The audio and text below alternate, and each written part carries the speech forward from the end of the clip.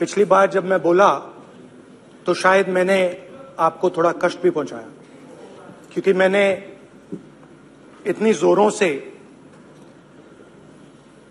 अदानी जी पे फोकस किया कि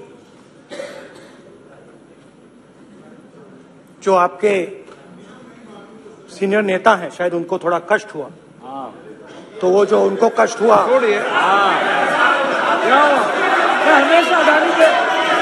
हमेशा अदानी पे अभी भी कष्ट हो रहा है। वो जो कष्ट हुआ, अभी भी कष्ट हो रहा है। विषय पे आइए, विषय पे। अभी भी कष्ट हो रहा है, अभी भी कष्ट हो रहा है। ये देखिए, ये सारे नहीं मगर सुनिए तो वो जो कष्ट हुआ 1 2 3 4 5 उसका असर शायद आप पे भी थोड़ा हुआ। तो इसके लिए मैं आपसे माफी मांगता हूं, मगर मैंने सिर्फ सच्चाई रखी थी। मगर आज जो मेरे बीजेपी के मित्र हैं, आज आपको डरने की जरूरत नहीं है। डरो मत, क्योंकि आज जो मेरा भाषण है, डरो मत, और आप डरो मत।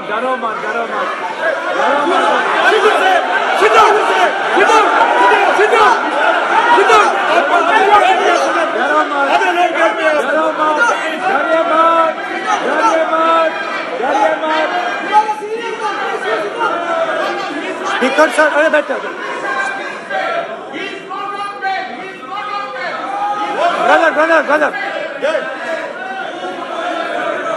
तो आज कोई घबराने की जरूरत नहीं है। आज मैं अपना भाषण, मेन जो भाषण है वो अदानी जी पे नहीं बोलने जा रहा हूं। आप छोड़िए, तो आप रिलैक्स कर सकते हैं, आप शांत रह सकते हैं, क्योंकि मेरा भाषण आज दूसरी डायरेक्शन में जा रहा है।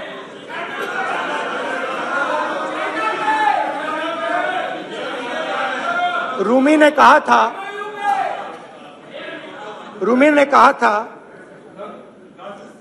जो शब्द दिल से आते हैं वो शब्द दिल में जाते हैं। तो आज मैं दिमाग से नहीं बोलना चाह रहा हूं, मैं दिल से बोलना चाह रहा हूं।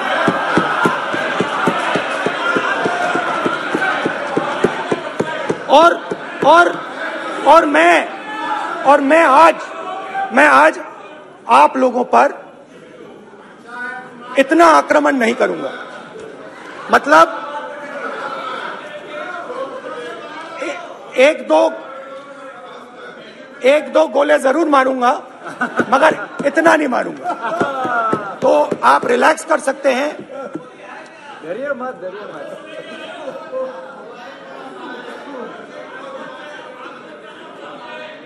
अरे रक्षा मंत्री जी आज संभाल लेंगे आप लोग।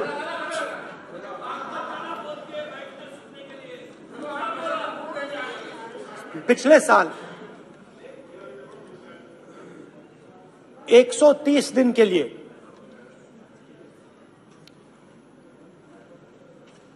मैं भारत के एक कोने से दूसरे कोने तक गया। अकेला नहीं, बहुत सारे लोगों के साथ।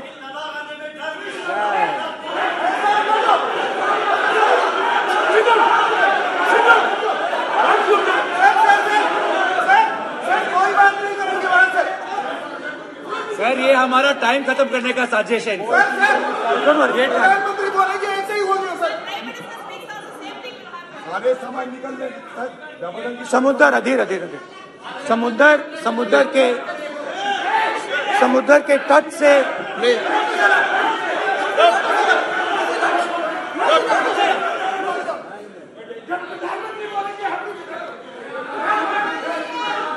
माननीय सदस्य प्लीज ऐसे धमकाने का बात मत बोलो यहाँ पे बोलिए।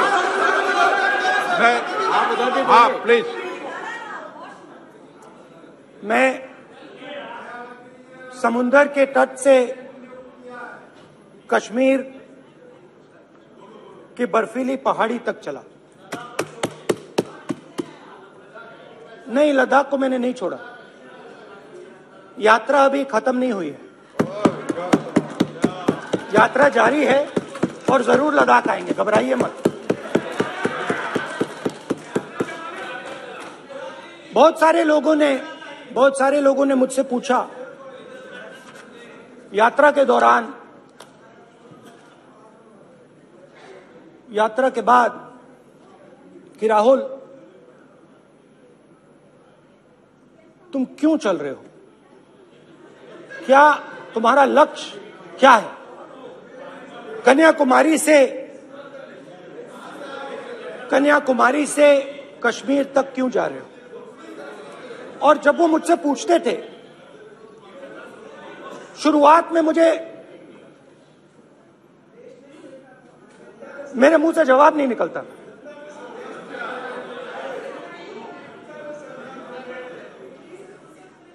शायद मुझे ही नहीं मालूम था कि मैंने ये यात्रा क्यों शुरू की। जब मैं कन्याकुमारी से शुरू हुआ, मैं सोच रहा था मैं हिंदुस्तान को देखना चाहता हूं, समझना चाहता हूं, लोगों के बीच में जाना चाहता हूं, मगर गहराई से मुझे मालूम नहीं था।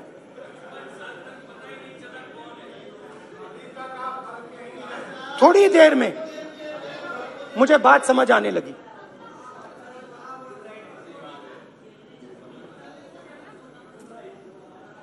जिस चीज से मुझे प्यार था, जिस चीज के लिए मैं मरने को तैयार हूं, जिस चीज के लिए मैं मोदी जी की जेलों में जाने को तैयार हूं, जिस चीज के लिए मैंने 10 साल हर रोज गाली खाई, उस चीज को मैं समझना चाहता था। ये है क्या जिसने मेरे दिल को इतनी। भाई आप रनिंग कमेंट्री बंद करो, नहीं तो हम भी चालू करेंगे। सुनने का धैर्य रखो। जिस चीज ने मेरे दिल को इतनी मजबूती से पकड़ रखा था, उसको मैं समझना चाहता। शुरुआत में जैसे मैंने शुरू किया, सालों से मैं हर रोज 8-10 किलोमीटर दौड़ता हूं, तो मेरे दिमाग में था कि अगर मैं 10 किलोमीटर दौड़ सकता हूं तो 25 किलोमीटर चलने का क्या मतलब, कोई बड़ी बात नहीं। ये मैंने सोचा था। आज मैं उस भावना को देखूं तो वो अहंकार था कि मैं ये कर सकता हूं, ये कुछ नहीं है। तो मेरे दिल में उस समय अहंकार था।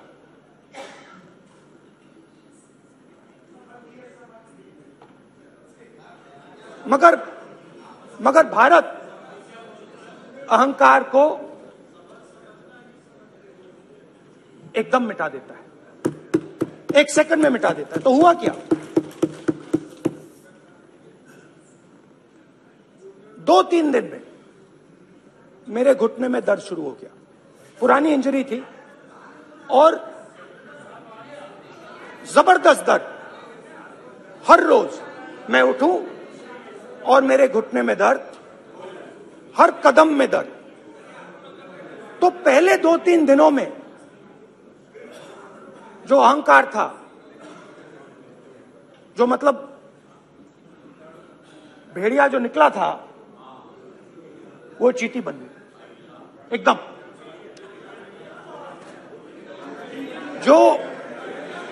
जो हिंदुस्तान को अहंकार से देखने निकला था, वो पूरा का पूरा अहंकार गायब हो गया। और रोज मैं डर डर के चलूं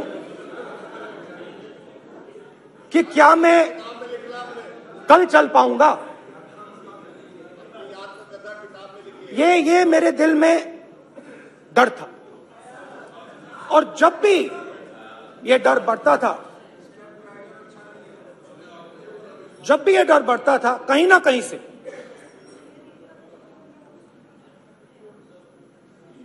कोई ना कोई शक्ति मेरी मदद कर देती। एक दिन मैं सह नहीं पा रहा था, एक छोटी सी लड़की आती है, मुझे चिट्ठी दे देती। मैंने चिट्ठी खोली, 8 साल की थी, उसमें लिखा था, Rahul, I am walking with you, don't worry. उसने मेरे पैर में चोट देखी और उसने अपनी शक्ति मुझे दे दी। सिर्फ उसने नहीं, लाखों लोग ने। और शुरुआत में जब मैं चल रहा था, कोई किसान आता था, मैं एकदम पहले उसको अपनी बात बताता था कि आपको ये करना चाहिए, आपको इस प्रकार से काम करना चाहिए। मगर इतने लोग आए, हजारों लोग आए, कि थोड़ी देर में मैं बोल नहीं पाया। जो मेरे दिल में बोलने का डिजायर था, वो बंद हो गया, बोल ही नहीं पाया, क्योंकि इतने लोगों से बोलना था।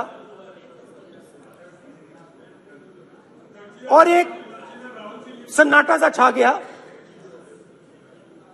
भीड़ की आवाज थी, भारत जोड़ो, भारत जोड़ो, भारत जोड़ो। और जो मेरे से बात करता था, उसकी आवाज में सुनता गया।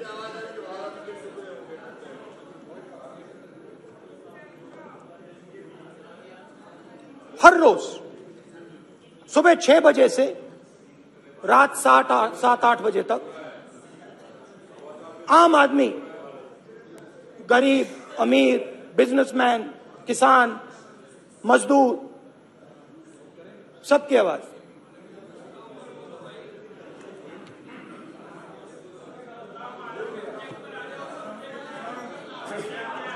आ रहा हूं। आप कल से रुके, अब थोड़ा और रुक लो, 5-10 मिनट रुक जाओ। तो ये चलता गया, मैं बात सुनता गया, और फिर मेरे पास एक किसान आया, और किसान ने हाथ में रुई पकड़ी हुई थी, और उसने मुझे कहा, अध्यक्ष महोदय, उसने मुझे कहा, मेरी आंख में देखकर उसने मुझे अपना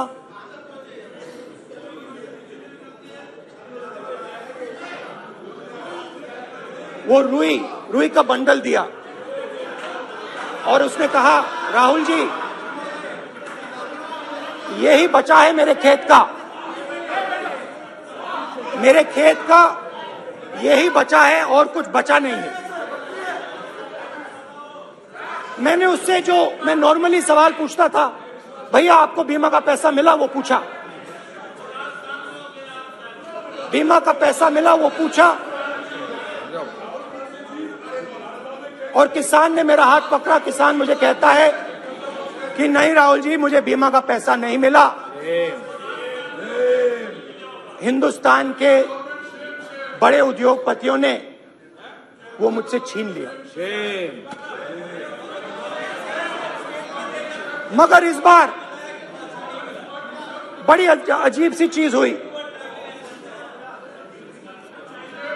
जब मैंने किसान को देखा और वो मुझसे बोल रहा था, तो जो उसके दिल में दर्द था वो मेरे दिल में आया। जो उसके आंखों में शर्म थी जब वो अपनी बीवी से बात करता था, वो शर्म मेरी आंखों में आई। जब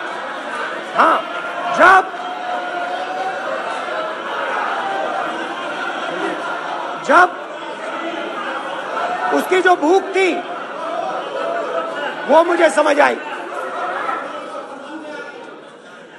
और उसके बाद यात्रा बिल्कुल बदल गई। मुझे भीड़ की आवाज नहीं सुनाई देती थी, मुझे सिर्फ उस व्यक्ति की आवाज सुनाई देती थी जो मेरे साथ बात कर रहा था। उसका दर्द, उसकी चोट, उसका दुख, मेरा दुख, मेरी चोट, मेरा दर्द बन गया। समझने की कोशिश करो।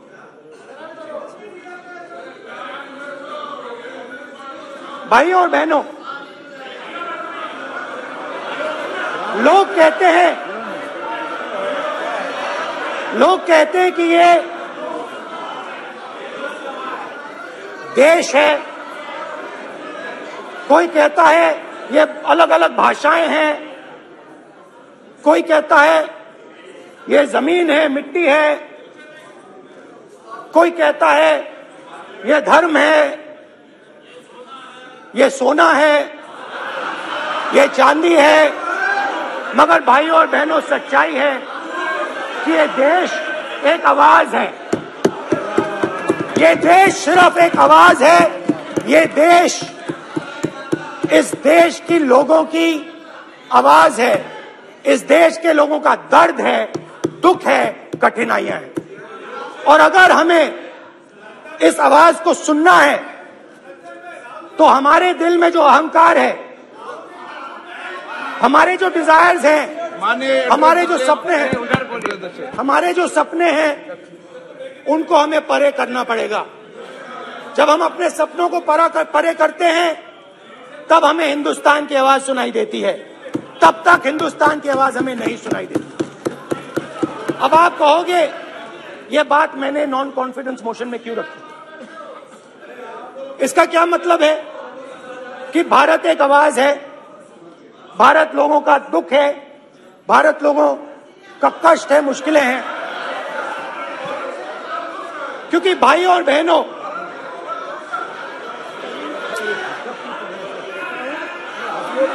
अध्यक्ष महोदय, और पूरा सूद समेत जवाब तुमको मिलेगा, पूरा सूद समेत जवाब देंगे सर। फिर आप हमें मत रोकेगा सर, अध्यक्ष महोदय, फिर आप हमें मत रोकेगा सर, आप हमें मत रोकेगा, फिर आप हमें मत रोकेगा, आप हमें मत रोकेगा, फिर आप हमको मत रोकेगा सर। हम सब देख रहे हैं, सब सुन रहे हैं, आप हमको फिर मत रोकेगा सर। तो स्पीकर सर, भारत एक आवाज है, भारत इस देश के सब लोगों की आवाज है। और अगर हम उस आवाज को सुनना चाहते हैं, हमें अहंकार को, नफरत को मिटाना पड़ेगा। स्पीकर सर, कुछ ही दिन पहले मैं मणिपुर गया, हमारे प्रधानमंत्री नहीं गए, आज तक नहीं गए, क्योंकि उनके लिए मणिपुर हिंदुस्तान नहीं है।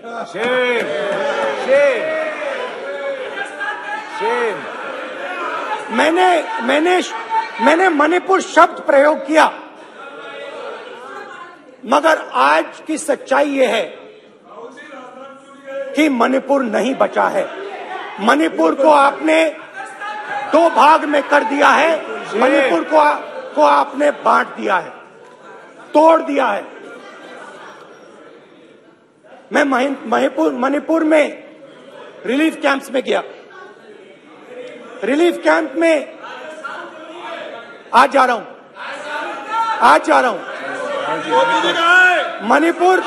मणिपुर में रिलीफ कैंप में मैंने महिलाओं से बात की। ठीक है सर,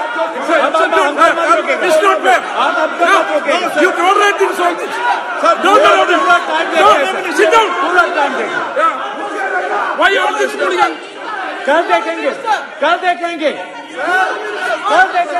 बात नहीं करेंगे सर, प्रधानमंत्री की बात नहीं करेंगे सर। ऐसे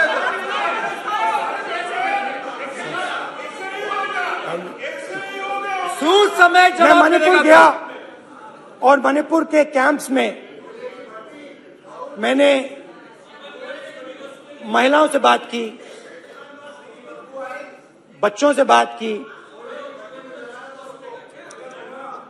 जो हमारे प्रधानमंत्री जी ने आज तक नहीं किया। एक महिला मुझे कहती है, मैंने उनसे पूछा, बहन क्या हुआ आपके साथ?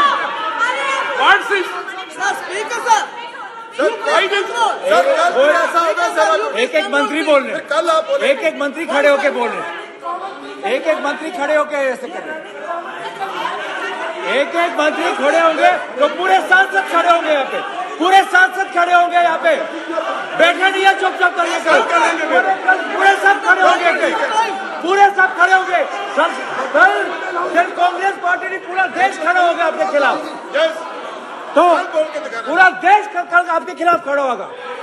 मैं बहुत सारी महिलाओं से बात किया, मगर मैं आपको दो उदाहरण देना चाहता हूं। एक महिला मुझे कहती है, मैंने कहा क्या हुआ तुम्हारे साथ? कहती है,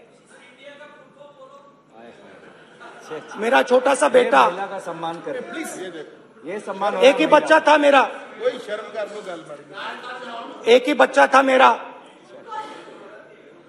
मेरे सामने, मेरे आंखों के सामने उसको गोली मारी है। मैं पूरी रात, आप सोचिए, आप अपने बेटे के बारे में, बेटों के बारे में सोचिए, मैं पूरी रात उसकी लाश के साथ लेटी रही। झूठ नहीं, झूठ आप बोलते हो, झूठ मैं नहीं बोलता हूं। मैं पूरी रात उसकी लाश के साथ लेटी रही और फिर मुझे डर लगा, मैंने अपना घर छोड़ दिया, जो भी मेरे पास था वो मैंने छोड़ दिया। मैंने उनसे पूछा, कुछ तो लाई होगी? कहती है, नहीं, सिर्फ मेरे जो कपड़े हैं ये मेरे पास हैं। और फिर इधर उधर ढूंढती है और एक फोटो निकालती है और मुझे कहती है, यही मेरे पास अब बची है।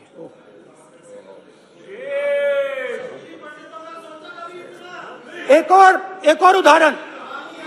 और उदाहरण,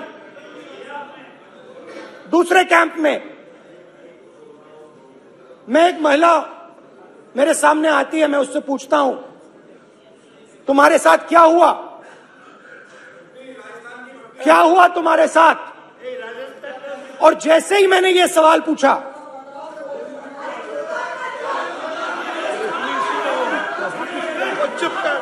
जैसे ही मैंने ये सवाल पूछा, आप महिला का दर्द नहीं सुन सकते, महिला का दर्द नहीं सुन सकते, महिला का दर्द सुनने का आपका धैर्य नहीं है, महिला का दर्द नहीं सुन सकते, महिला का दर्द नहीं सुन सकते। जैसे ही मैंने उससे ये सवाल पूछा, बैठो, जैसे सर, जी सर,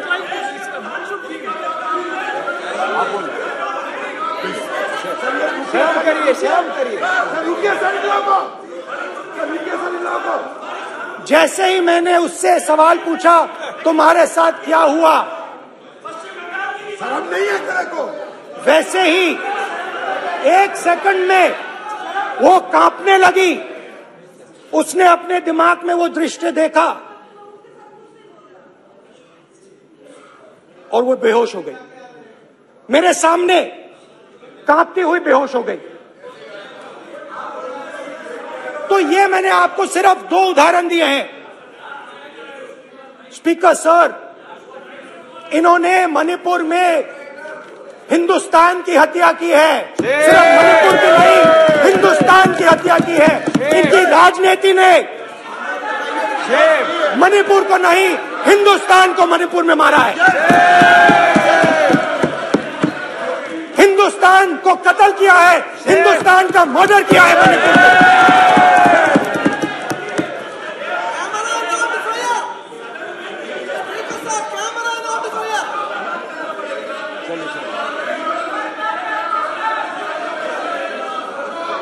अरे दो भाग के हैं, शराब करिए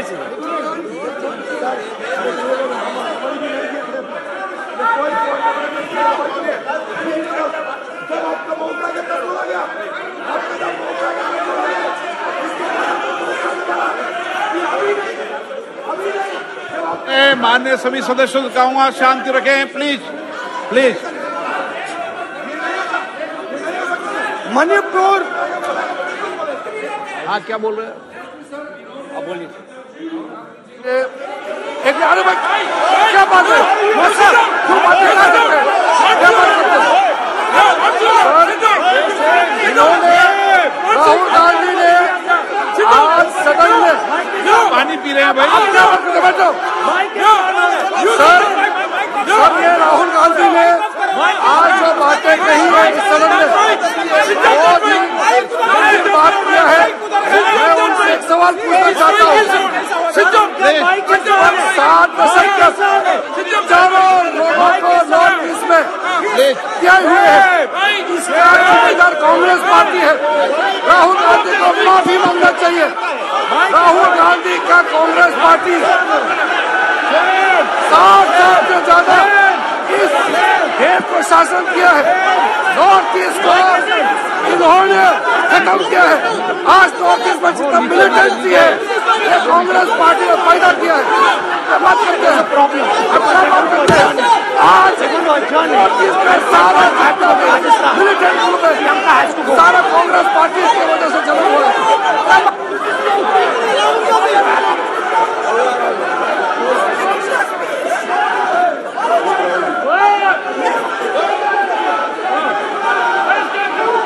Okay, back.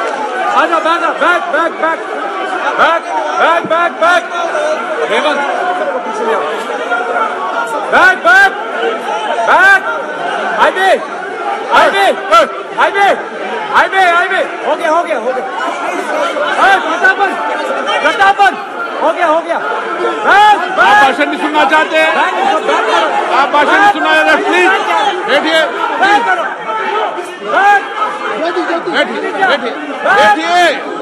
प्लीज बैठिए। प्लीज बैठिए। चले।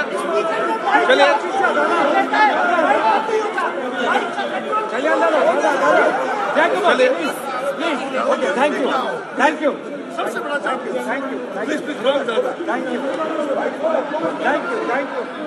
यू।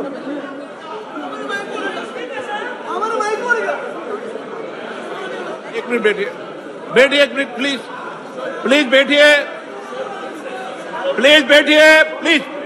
बालूजी प्लीज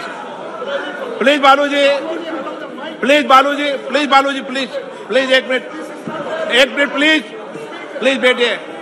माननीय सदस्यगण, नहीं सकते जिस तरीके का व्यवहार आप टेबल पर आकर कर रहे हैं इस तरीके से सदन नहीं चलेगा।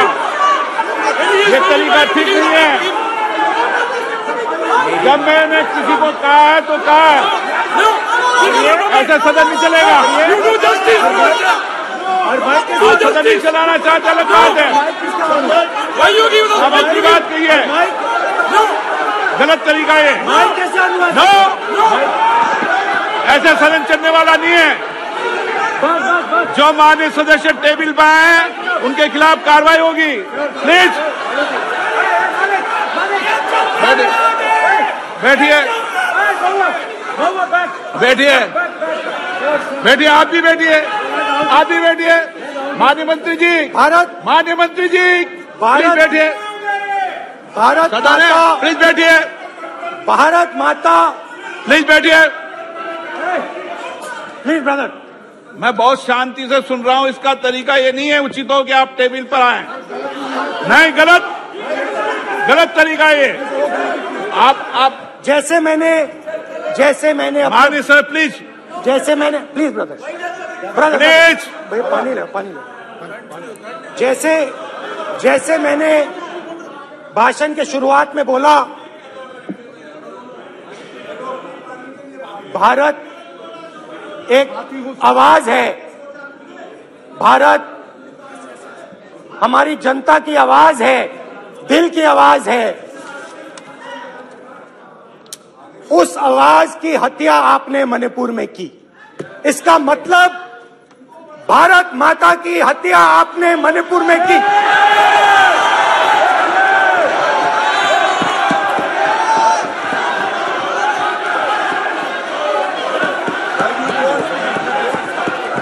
भारत माता को आपने मणिपुर के लोगों के मारा, आपने मणिपुर के लोगों को मारकर भारत की हत्या की है। आप देश द्रोही हो, आप देशभक्त नहीं हो, आप देश प्रेमी नहीं हो, आप देश द्रोही हो। आपने देश की हत्या मणिपुर में की। प्लीज प्लीज एक मिनट, प्लीज प्लीज बैठिए, प्लीज प्लीज बैठिए। अब सवाल उठता आप है, बैठना चाहते नहीं बैठना चाहते? आप बैठना चाहते नहीं बैठना चाहते? इसीलिए आपके प्रधानमंत्री मणिपुर में नहीं जा सकते हैं, क्योंकि उन्होंने प्लीज देश की हत्या की है। मणिपुर में हिंदुस्तान की हत्या की है, भारत माता की हत्या की है। मणिपुर में, मणिपुर के लोगों के दिल में। प्लीज एक मिनट बैठिए आप। एक तो सवाल उठता है, एक मिनट बैठिए, एक मिनट। आप भी विराजे, आप भी विराजे, आप भी विराजो, आप भी विराजो। आप बैठिए सही, नहीं बैठिए रहने दो। आप बैठिए, बैठिए आप, प्लीज बैठिए आप, प्लीज। आप बोल रहे फिर आप भारत माता के रखवाले नहीं हो, आप भारत माता के हत्यारे हो। प्लीज माननीय सदस्य, प्लीज प्लीज माननीय सदस्य, please please please please please. देखिए माननीय सदस्यगण, प्लीज प्लीज। माननीय सदस्यगण, भारत मां हमारी मां है, हमें सदन में बोलते समय संयम बरतना चाहिए। मेरा अपनी मां की हत्या की बात कर रहा हूं, मैं मणिपुर में अपनी मां की हत्या की बात कर रहा हूं, मैं आदर से बोल रहा हूं। आपने मेरी मां की हत्या की मणिपुर में। एक मेरी मां यहां बैठी है, दूसरी मां को आपने मणिपुर में मारा है।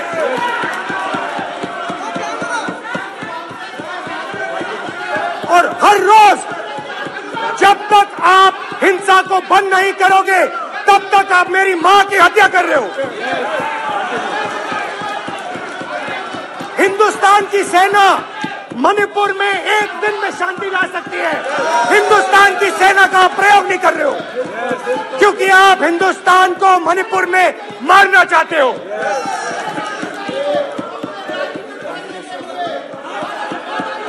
तो अगर नरेंद्र मोदी जी हिंदुस्तान की आवाज नहीं सुनते हैं, अगर हिंदुस्तान के दिल की आवाज नहीं सुनते हैं, तो किसकी आवाज सुनते हैं? दो लोगों की आवाज सुनते हैं। इसकी आवाज सुनते हैं, इसकी आवाज सुनते हैं, माननीय सदस्य, और इसलिए सुनते हैं। नो ये गलत तरीका माननीय सदस्य, देख लीजिए अडानी जी के लिए मोदी जी ने क्या काम किया है। देख लीजिए, ये पहले आपको गलत तरीका आपका। माननीय सदस्य, आपका गलत तरीका है। आप सीनियर सदस्य हैं, आप इस तरीके का व्यवहार सदन में मत करिए। आप बात करिए, लेकिन इस तरीके से पोस्टर लाना ये उचित नहीं है किसी तरीके से। रावण दो लोगों की सुनता था, रावण दो लोगों की सुनता था, मेघनाथ और कुंभकर्ण।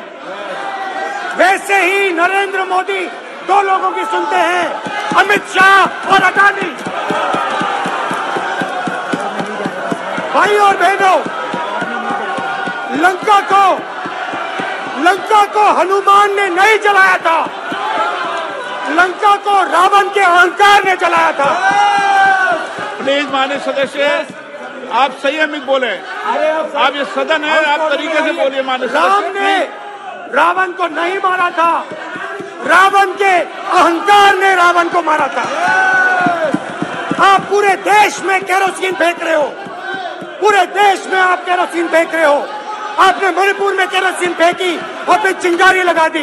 अब आप हरियाणा में कर रहे हो। पूरे देश को आप जलाने में लगे हो। आप पूरे देश में भारत माता की हत्या कर रहे हो। धन्यवाद स्पीकर।